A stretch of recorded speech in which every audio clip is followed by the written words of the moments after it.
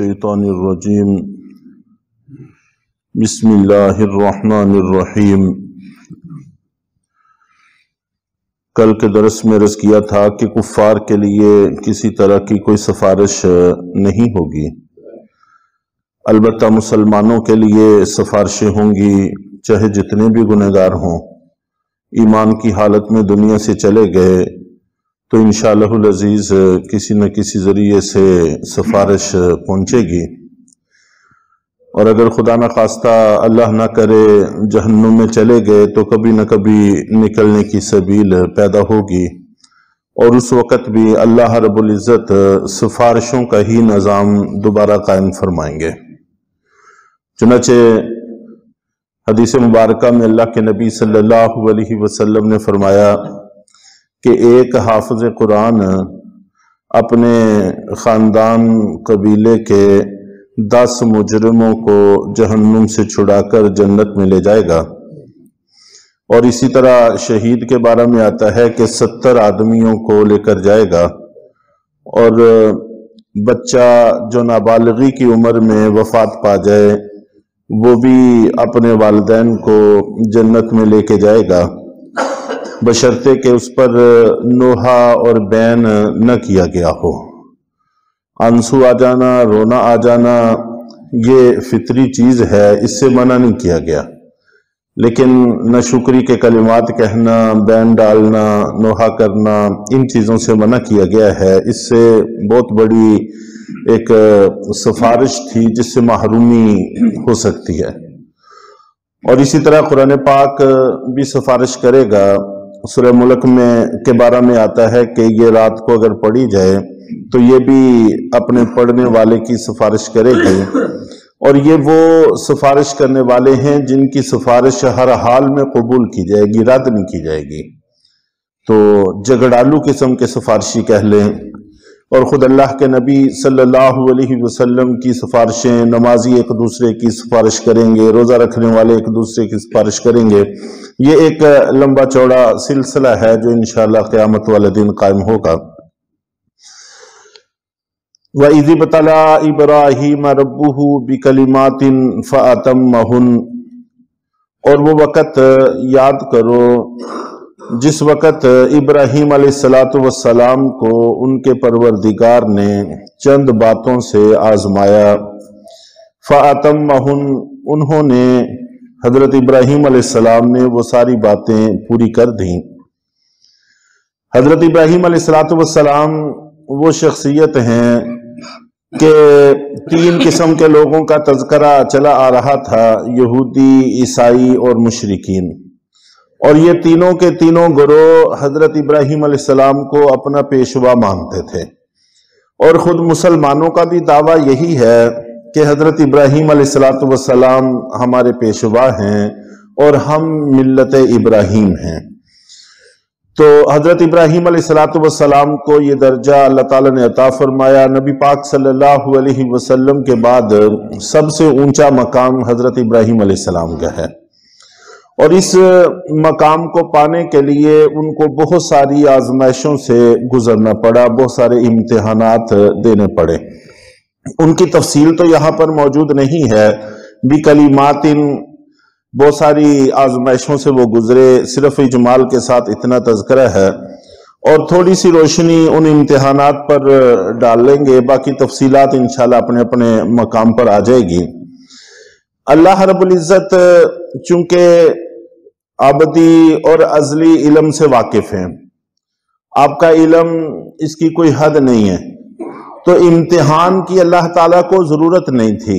इम्तिहान वो लेता है जिसको पता ना हो कि इनकी सिफात कैसी हैं और इनके अंदर कितनी खूबियां हैं, ये कैसे कमालात के मालिक हैं। जिसको इन चीजों का पता नहीं होता वो इम्तिहान लेता है, इंटरव्यू करता है। अल्लाह रब्बुल इज़्ज़त को तो पता था, फिर भी इम्तिहान लिया ताकि हजरत इब्राहीम अलैहिस्सलाम की सलाहियतें सारे लोगों के सामने भी खुलकर आ जाएं।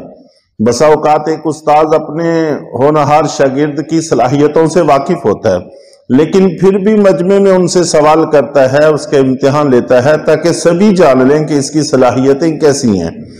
तो हजरत इब्राहीम अलैहिस्सलाम के साथ भी ऐसा ही हुआ है چنانچہ حضرت ابراہیم علیہ السلام نے جس وقت آنکھ کھولی تو بت پرستی کے ماحول کو دیکھا، تو اسی وقت سے بتوں سے بڑی نفرت تھی، اور گھر کے اندر وزیر مذہبی امور آپ کے والد آزر تھے، اور وہ بت بناتے بھی تھے، اور جتنے بھی بت خانے تھے ان کی نگرانی بھی کرتے تھے۔ جہاں کہیں کسی بت کی کمی ہوتی تھی تو بت بنا کر وہاں رکھ دیا کرتے تھے۔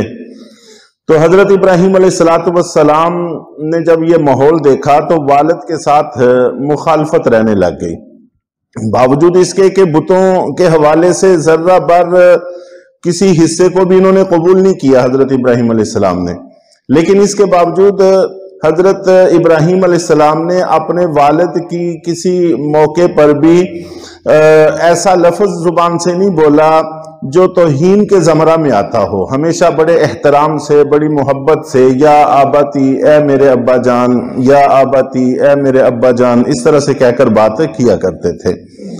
بتوں کی نفرت بھی تھی، لیکن والد کے احترام کو ملحوظ خاطر رکھا، اس کو بھی اپنے ہاتھ سے نہیں جانے دیا۔ اور پھر گھر میں ہر وقت چپکلش رہنا، گھر کے سارے ماحول کا ایک طرف ہونا، خود بندے کا دوسری طرف ہونا، یہ بھی ایک اچھا خاصا امتحان اور آزمائش بن جاتا ہے۔ اور اس کے بعد پھر یہی سلسلہ پھیل کر برادری میں چلا گیا، اب ساری برادری ایک طرف اور حضرت ابراہیم علیہ السلام دوسری طرف، یہ دوسرا امتحان ہے۔ اور پھر جب یہ سلسلہ اور پھیلا تو یہ پھر ساری عوام، پورے ملک کی عوام، علاقے کی عوام ایک طرف، حضرت ابراہیم علیہ السلام دوسری طرف جب بتوں کو توڑا تو ہر چھوٹے بڑے کی زبان میں حضرت ابراہیم علیہ السلام کے خلاف گفتگو تھی۔ یہ تیسرا امتحان شمار کیا جاتا ہے۔ اور اسی طرح یہی خبر جب نمرود جو بڑا ظالم جابر بادشاہ تھا اس کو پہنچی تو گویا کہ اب پوری سلطنت ایک طرف ہے اور حضرت ابراہیم علیہ السلام دوسری طرف ہیں، تو یہ اور چوتھی بڑی آزمائش تھی۔ پھر نمرود نے ان کو آگ میں ڈالا تو یہ اس سے بھی بڑی آزمائش تھی۔ اور پھر ہجرت کرنا پڑی، عراق کے علاقے میں رہتے تھے، وہاں سے ملک شام کی طرف ہجرت کی، اپنے علاقے کو چھوڑ کر جانا یہ بھی ظاہر ہے کہ ایک بڑا آزمائشی مرحلہ ہوتا ہے۔ اور پھر راستے میں مصر کا علاقہ پڑتا تھا جہاں ایک جابر اور ظالم اور حکمران رہتا تھا، اس سے پالا پڑا، تو وہ بھی ایک امتحان تھا۔ چنانچہ اللہ رب العزت نے معجزانہ طور پر اس پہ گرفت فرمائی تو انہوں نے معافی بھی مانگی اور حضرت ہاجرہ بطور ہدیے کے بھی پیش کی، جن سے حضرت ابراہیم علیہ السلام نے نکاح کیا، اور ان سے اللہ تعالیٰ نے اسماعیل علیہ السلام عطا فرمائے۔ اور حضرت اسماعیل علیہ السلام ابھی دودھ پیتے تھے تو اللہ نے حکم دیا کہ ان کو لے چلو، کوئی منزل نہیں ہے، کوئی پتہ نہیں ہے کہاں جانا ہے۔ جبرائیل علیہ السلام ساتھ ہیں اور قافلہ چل پڑا۔ اور روایات میں آتا ہے جہاں کہیں بھی کوئی سبزہ زار آتا تھا تو حضرت ابراہیم علیہ السلام جبریل سے پوچھتے کہ یہاں ٹھہرا دوں، یہاں ٹھہر جائیں، تو وہ کہتے تھے کہ نہیں، منزل ابھی اور آگے ہے، یہاں کا حکم نہیں ہے۔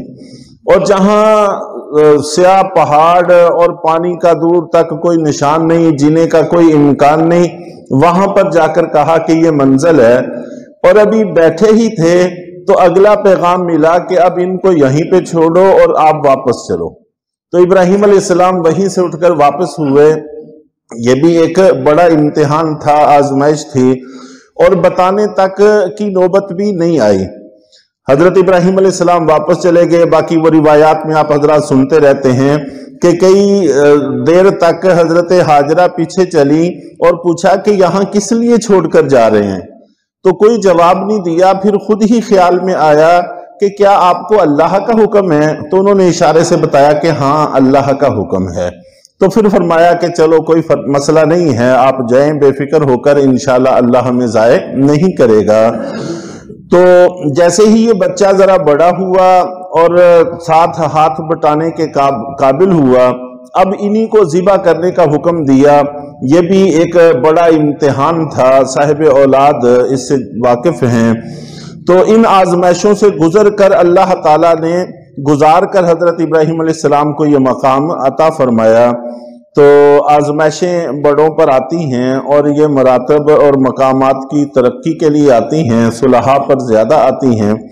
इसलिए जब भी कोई आजमाइश आए, इम्तिहान आए, बड़े सब्र के साथ, तहम्मुल के साथ उसको सहना चाहिए और अल्लाह ताला से दुआ करते रहना चाहिए। अल्लाह ताला ज़रूर रास्ता अता फरमाते हैं, ज़ाय नहीं फरमाते। अल्लाह ताला से ज़्यादा कदरदान कोई नहीं है, वो बड़े ही कदरदान हैं। अल्लाह ताला हम सबको ऐसे परवरदिगार की इताअत की तौफीक अता फरमाए।